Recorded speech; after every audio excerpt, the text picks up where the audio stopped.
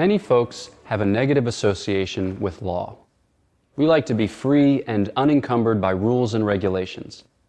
Oftentimes, we look at the dictates of law as somehow invasive or arbitrary.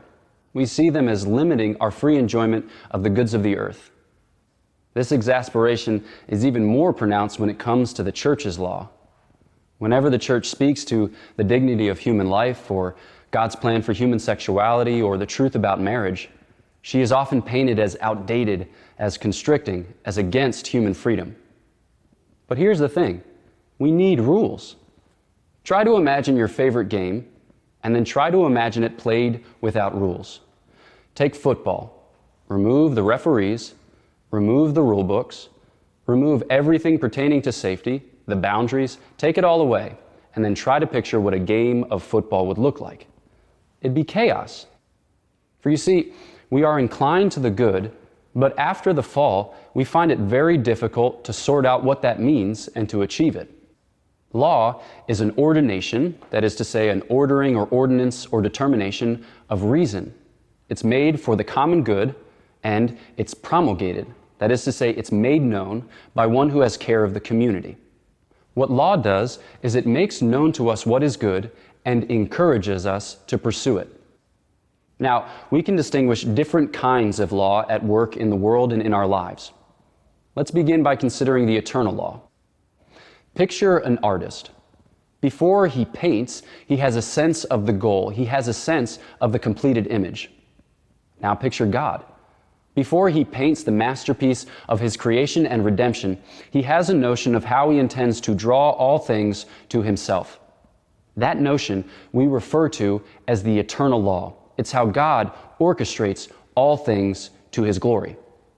Now, that eternal law actually registers in our lives in a particular way. This we call natural law. So, different creatures participate in the eternal law in a variety of ways. We, men and women, have this law written within our hearts. We actually experience it through the inclinations of our bodily and spiritual lives. So, because we are set apart from the beasts by our intellect and will, that is what is most distinctly human, this is where we find it especially, in what constitutes the image of God at work within us. And so the natural law is a kind of impress of the eternal law at work in our rational nature. It's worked out through the deliberation of men throughout history.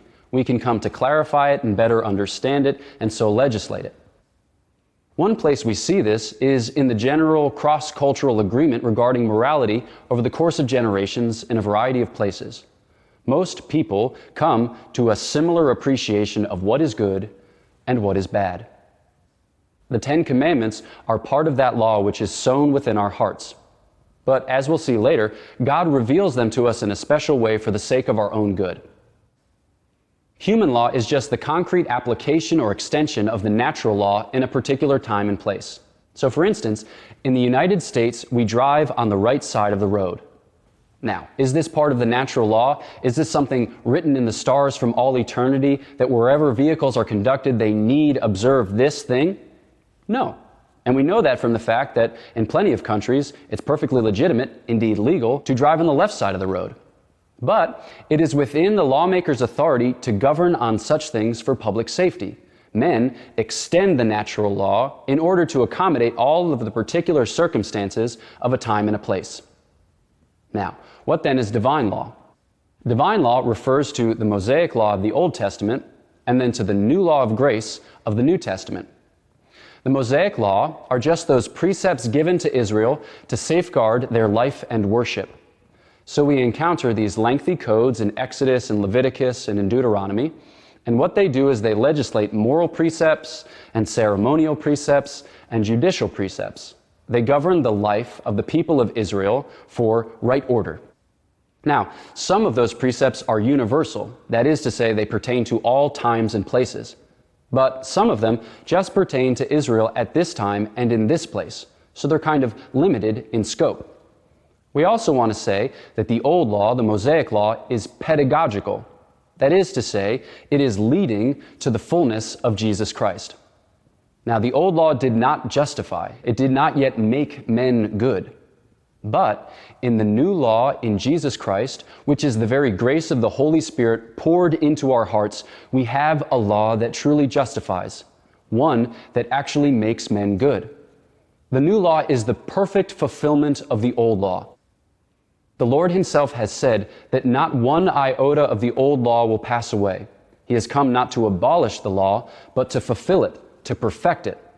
Now, he does set aside what was peculiar to the time and place of Israel that came before, and he inaugurates a truly perfect and universal law of love, one that embraces the whole of life, which legislates not only on exterior actions, but on interior motivations and intentions, one that goes from the tops of our head to the soles of our feet.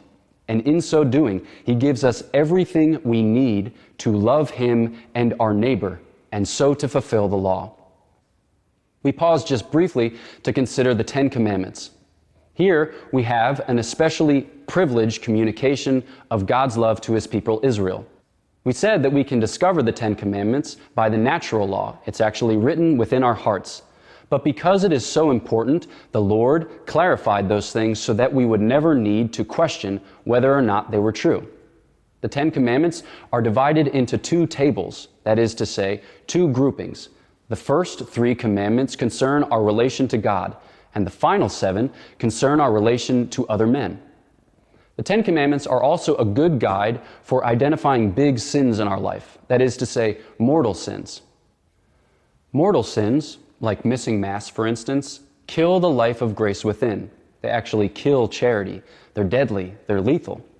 We distinguish them from venial sins. Now, venial sins don't kill the life of grace, they just impede it.